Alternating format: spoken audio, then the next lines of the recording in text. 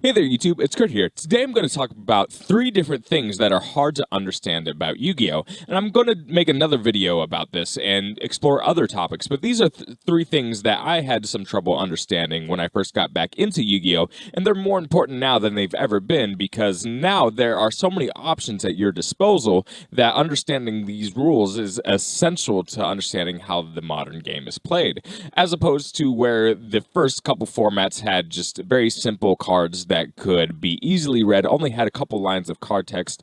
Well, now you have a lot of card text and you have a lot of different mechanics and you have a lot of like problem solving card text that you need to be aware of. All right, so for these first three things, I think you could make a lot of these videos, but I'm going to start with three fairly mid-range things. All right, so first I'll start with talking about counter traps. All right, so I think the mechanics of counter traps are hard for some players to understand. So let's just use Solemn Judgment as an example here. So Solemn Judgment says when a monster would be summoned, you can pay half your life points and negate the summon. Well, how do you negate a summon? All right, so when you summon a monster, basically you have to put it on the field.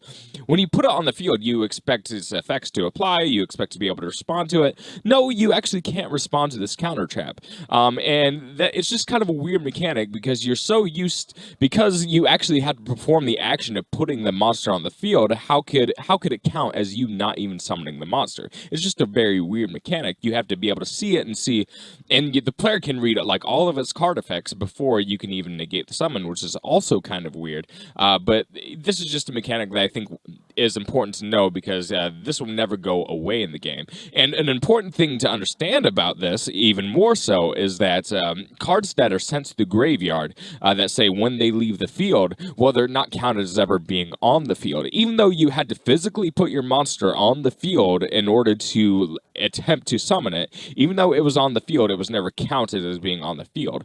And I think that's something that's kind of not rationally consistent. I think there's some irrational things about the game that are a little bit inconsistent with logic, but that's just the way it's always been ruled. And that's one thing you're going to have to be aware of because, especially now, because there's a lot of counter traps in the game right now, especially since we have Solemn Judgment back at 3.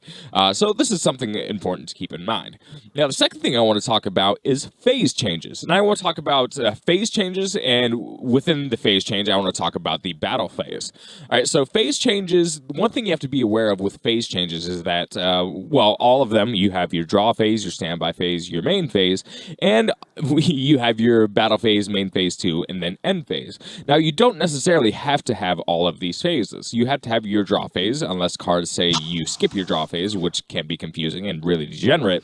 And then you have your standby phase, and then you have your main phase. Now, you can skip from main phase 1 straight to the end phase without having a battle phase or a main phase 2.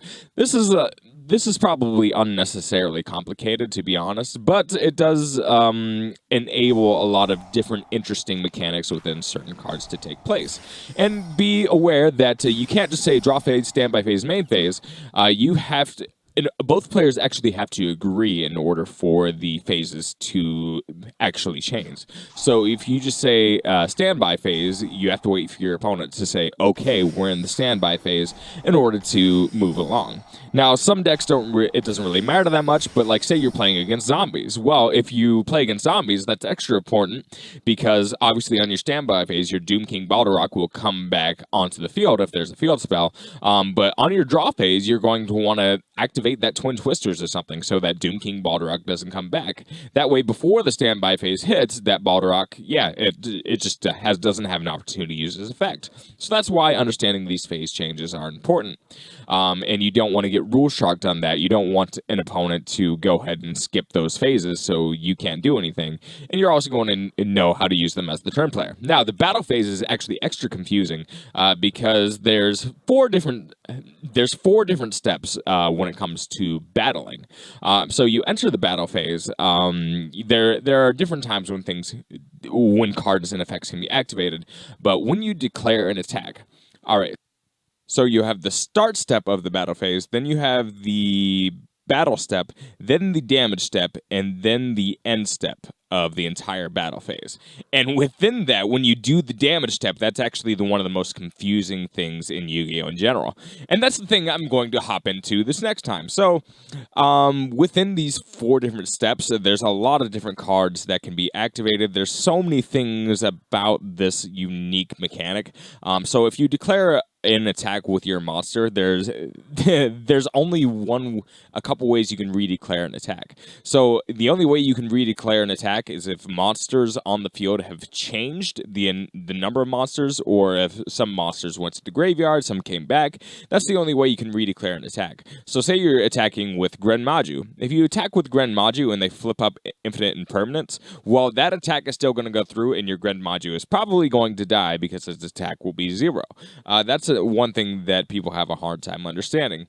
Now, there are various rulings and interesting things that can apply there, but normally a lot of your effects can be activated on attack declaration. Now, for my final thing I'm going to talk about, I'm going to talk about the damage step. Ooh, the damage step is something that's really hard to understand for a lot of people. And now I really do think Konami has a double standard here, and they make it unnecessarily hard to understand certain things, just because I don't feel like a lot of card rulings are consistent with the rules in general, or at least the rules are more complex than they need to be.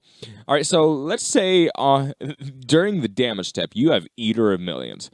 You have Eater of Millions on the field, and you attack into a Cerberus. Yeah, we'll say you will attack into a Mythical Beast Cerberus, and the Cerberus has 2 counters.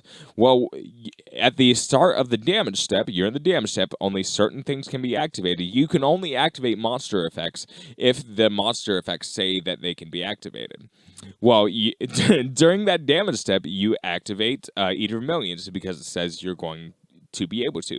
Now, do you think the Master Cerberus will be able to negate that, or do you think Master Cerberus won't be able to negate it because you're in the damage step and you have to have special privileges in order to activate monster effects in the damage step?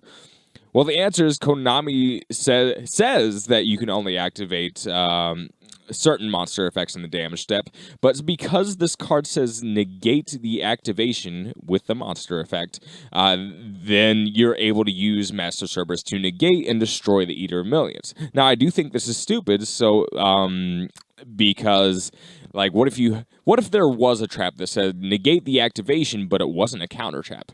By the way, you can activate counter traps in the damage step. Well, that would be a really, really new and interesting mechanic, and I think that's one thing that confuses a lot of people.